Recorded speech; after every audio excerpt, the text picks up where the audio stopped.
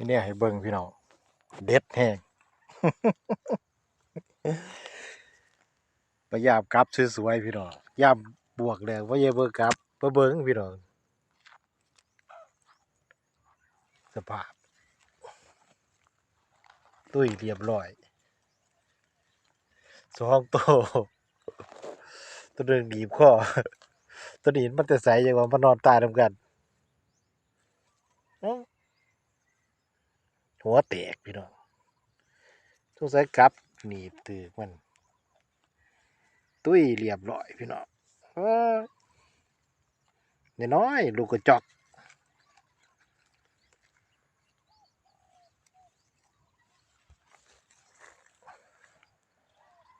สองเต็มน้อยๆ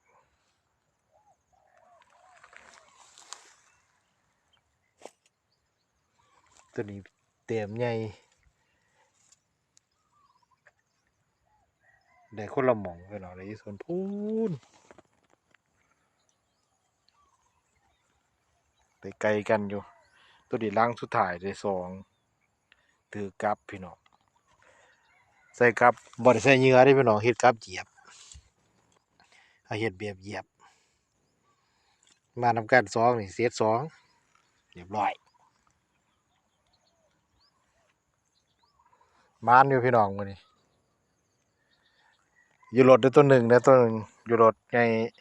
ซ้ำตัวนี้ล่ะอยู่รถ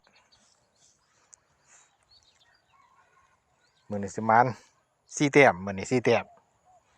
ตัวนี้ล่างสุดท้ายล่ะ4แต้มวันนี้เดี๋ยวแล้วเช้าแล้วมื้อนี้บ่ได้กินปนปลาทูดอกมื้อนี้